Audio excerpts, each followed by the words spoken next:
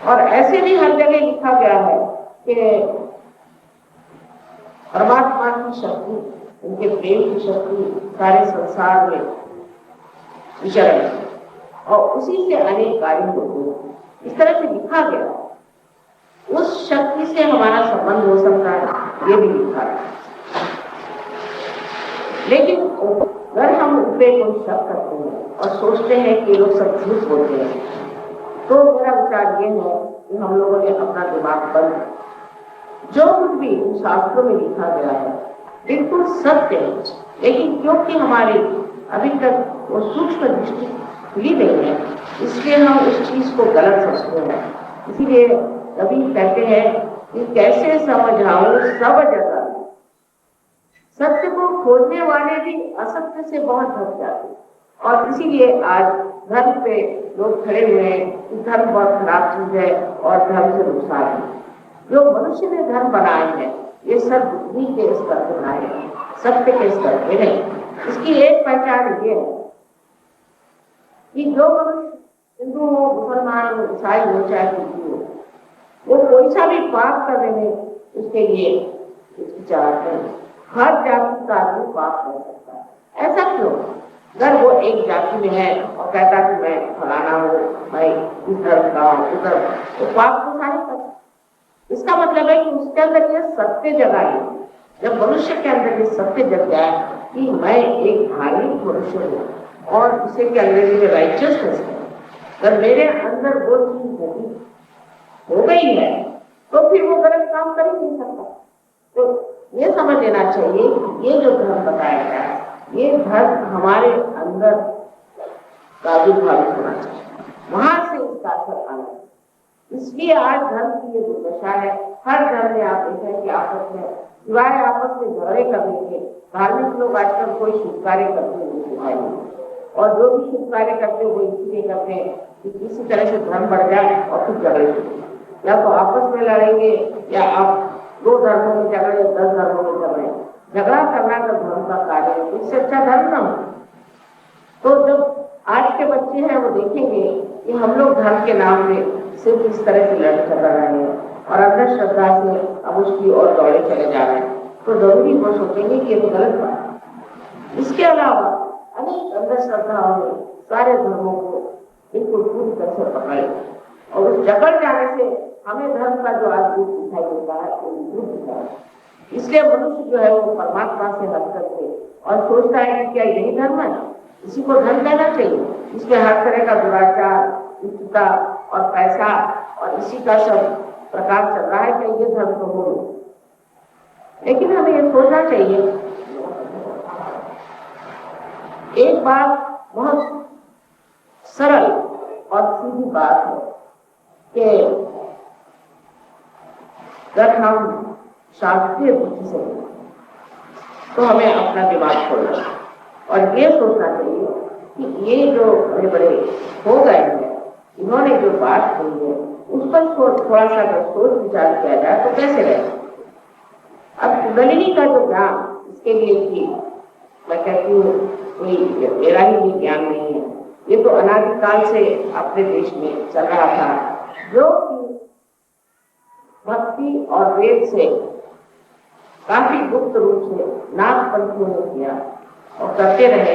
जैसे आपने सुना होगा कि जनक राजा के पास नचिकेता गए थे और उनसे कहा कि मुझे आत्म साक्षात्कार। उस वक्त जो हमारी मानवीय स्थिति थी, उस स्थिति में बहुत कम फूल आए थे और 1 ही 2 फूल फलस्वरूप होने वाले, इसलिए 1 ही 2 लोगों को आत्म साक्षात्कार। और सारे धर्मों में कहा गया है कि ऐसा समय आएगा कि जब बहुत से लोग इस चीज को प्राप्त करेंगे। मोहम्मद साहब ने कहा हुआ कि जब पुनरुत्थान का समय आएगा, इसको वो क़यामत कहते हैं, उस वक्त आपके हाथ बोलेंगे और ये हाथ आपके खिलाफ शहादत देंगे। ऐसा कुरान में बहुत तरीके से लिखा है। बहुत सी बातें हमें इसलिए नहीं समझ में आती है क्योंकि हाथ कैसे बोल सकते हैं और वो आपके खिलाफ शहादत कैसे दे सकते हैं। अब ये जो कुंडलिनी की शक्ति है, इसके बारे में मैं आपको बताने वाली हूँ। ये आग के अंदर स्थित है, ये त्रिकोणाकार अस्थि में पूरी तरह से स्थित है और इसे ही आसास कहते हैं मोहम्मद साहब की भाषा में, इसी को गोल कहते हैं क्राइस्ट की भाषा में, और इसी को कुंडलिनी कहते हैं संस्कृत भाषा। और इसी प्रकार इसके बारे में जैन में और हर एक धर्म में इसका वर्णन है। अब ये कुंडलिनी जो है, ये उसको होली घोष कहते हैं, यानी ये शक्ति है, ये परमात्मा की इच्छा शक्ति जो हमारे अंदर प्रतिबिंबित है, और आत्मा जो है ये हमारे अंदर परमात्मा का प्रतिबिंब है।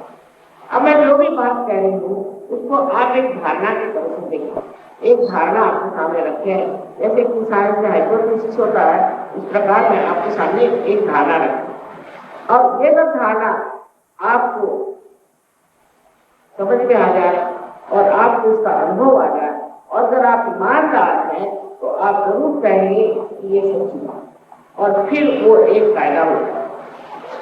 अब ये कुंडलिनी हमारे अंदर त्रिकोणाकार अस्थि में बैठी हुई है, और ये हम सबकी एक एक की व्यक्तिगत हर एक की अलग अलग कुंडलिनी है। उसमें आपका पूर्व जन्म, ये जन्म, सबका जोखा लिखा हुआ है, और वो जानती है कि आप कहाँ भटके हैं, कहाँ ठीक है, क्या गलतियां हैं। और जिस वक्त में ये कुंडलिनी जागृत होती है, तब वो 6 चक्रों को भेद करके 7वां चक्र उसके नीचे में है, और 7वां चक्र उसको संचालित कर, तो जो कहना चाहिए कि जो सबसे निचला चक्र है उसे अगर हम पहला चक्र कहें, तो जो हमारे बुद्धि के लिए जो समय हमारे मस्तिष्क में जो होता है बुद्धि के लिए, उस जगह को संस्कार ऐसा करते हैं, और इस 7वें चक्र को भी वो खोल देते। तो पहला चक्र जब नीचे है तो 7वां चक्र हमारे जो सर में बुद्धि एरिया है उसको ये देते। अब आप कहेंगे कि माता जी मॉडर्न टाइम्स में आप ये पुरानी बातें क्यों करें, क्योंकि जो आज मॉडर्न टाइम्स को हम सोचते हैं बहुत बड़ी चीज है, तो आपको आश्चर्य होगा कि प्रदेश में देखने पर समझ में आता है कि सब एक साथ कहीं बड़े भारी गड्ढे में चले जा रहे हैं। वहाँ आप लोग तो हो गया है और मैं वहाँ सालों से रह रही हूँ। अब वहाँ के आप हालत देखिए कि सबके घर गृहस्थी, वहाँ के लोगों में घर गृहस्थी शब्द है, वो तो कुछ भी नहीं। वहाँ पर ज्यादातर लोग ड्रग्स लेने लगे, बच्चों को भी ड्रग्स लेना वहाँ आ गया। फिर वहाँ गंदी गंदी बीमारियां होती। जिस देशों में, इन देशों में ईसा मसीह जैसे पवित्र अवतरण का इतना ज्यादा बोलबाला है, वहां पर ये देख करके कि ये तो बिल्कुल सारी मुझे एंटी क्राइस्ट करते हैं, इसको किस तरह से कहना चाहिए कि ये ईसा मसीह को फॉलो करते हैं, जिन्होंने यहाँ तक खुद में कहा है कि thou shalt not have adulterous eyes, आंख में तक शुद्धता होनी चाहिए। ये बात करने वाले ईसा मसीह लोग इस तरह से क्यों करें। उसी प्रकार हम देखते हैं हिंदुओं में जब कहा गया है कि सबके अंदर आत्मा का वास है, तो अगर सबके अंदर आत्मा का वास है तो जाति पाति आप कैसे बनाते, और जाति पाति भी पहले कर्म के ही अनुसार होती थी, और स्पष्ट रूप से अनेक इसमें कहा गया जिसको ब्रह्म ने जाना वही ब्राह्मण है। अब आजकल तो अपने ब्राह्मण हम लोग खाना बनाने के लिए रखे, तो वो ब्राह्मण हो, ब्राह्मण तो वो जिसने ब्रह्म को जाना। इसी प्रकार अंधश्रद्धा में मनुष्य ने जाति को छोड़ करके जाति जो है उसको इस तरह से बना दिया कि कर्म पे न रखते हुए उसको जाति से। ये जो कारण हुआ है, इसका कारण ये है कि इस तरह से वेस्ट में आप देखते हैं इतनी हानि हो गई है लोगों की, और इस तरह से उनका पतन हो गया। ऐसे ही हम देखते हैं कि पौरवाद के देशों में भी बड़ी हानि हो गई, और हम लोग भी बहुत